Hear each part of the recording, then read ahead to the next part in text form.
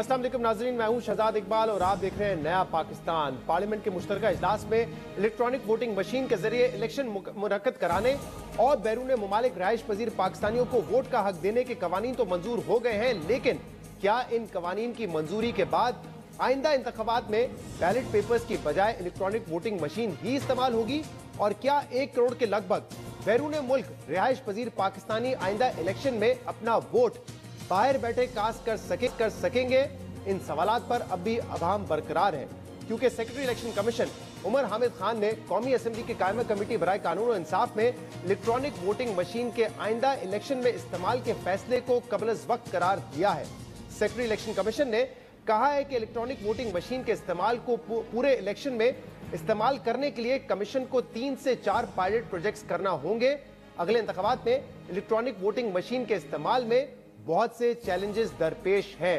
दूसरी जानिब attorney general of Pakistan Khalid Javed Khan ने भी इलेक्ट्रॉनिक वोटिंग मशीन के इस्तेमाल के लिए इलेक्शन कमीशन के इत्मीनान और तैयारी को अहम करार दिया है। अटॉर्नी जनरल का कहना है कि इलेक्शन कमीशन के एतराजात लॉजिस्टिक नौयत के हैं, जिनको दूर करना जरूरी है।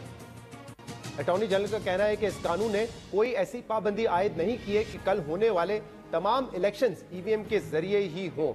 इस इलेक्शन तरमीमी बिल 2021 में दूसरा अहम नुक्ता जिस पर हुकूमत बहुत जोर देती रही है, वो है ओवरसीज पाकिस्तानियों को वोट का हक देने के कार पर इख्तलाफात रहे हैं। इस कानून की मंजूरी के बाद बैरून मुल्क रहने वाले पाकिस्तानी कोई वाज़ेह लाएअमल सामने नहीं आया है। वजीर आज़म इमरान खान और उनके मुआविन खसूसी बरार पाकिस्तानियों जुल्फी बुखारी दोनों का कहना है कि इस मकसद के लिए आई वोटिंग का तरीक़ेकार इस्तेमाल किया जाएगा।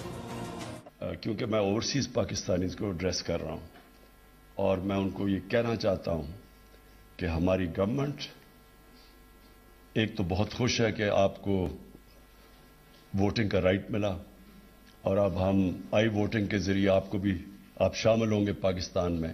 इनेबल किस तरह करेंगे आप ओवरसीज पाकिस्तानी को वोट करने के लिए? देखिए, ऑब्वियसली आई वोटिंग के जरिए ये अभी जब तक इलेक्शंस नहीं आएंगे, मैं समझता हूँ, क्योंकि टेक्नोलॉजी है और हर रोज़ उसको आप टेस्ट करते हैं, हर रोज़ आप उसको इम्प्रूव कर सकते हैं। तो ये इलेक्शंस तक चलता रहेगा। मे बी आई थिंक 6 महीने इलेक्शन से पहले या 4 महीने इलेक्शन से पहले आई थिंक उसका फाइनल लॉक इन आ जाएगा कि उसमें कोई वायरस ना आ सके, हैक ना हो सके, वगैरह वगैरह। लेकिन ऑब्वियसली थ्रू आई वोटिंग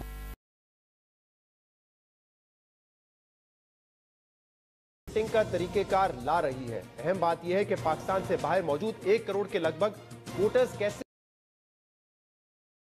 क्या होगा और दुनिया के दूसरे ममालिक में ओवरसीज वोटर्स अपना वोट कैसे डालते हैं।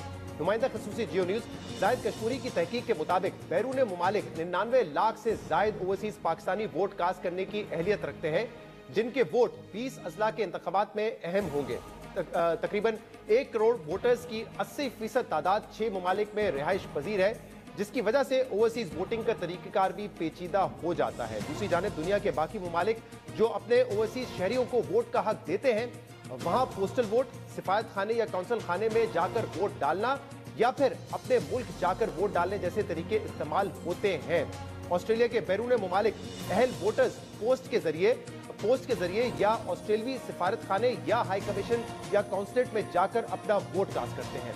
कनाडा के ओवरसीज वोटर्स पोस्ट के जरिए या कनाडा जाकर अपना वोट कास्ट करते हैं। फ्रांस के बैरून मुमालिक रहायश पजीर वोटर्स सिफारत खाने के जरिए वोटिंग कर सकते हैं। इटली और जापान के वोटर्स भी पोस्ट या सिफारत खाने के जरिए वोट कर सकते हैं। साउथ अफ्रीका के वोटर्स भी सिफारत खाने में जाकर जाती हैसियत में वोट कास्ट कर सकते हैं।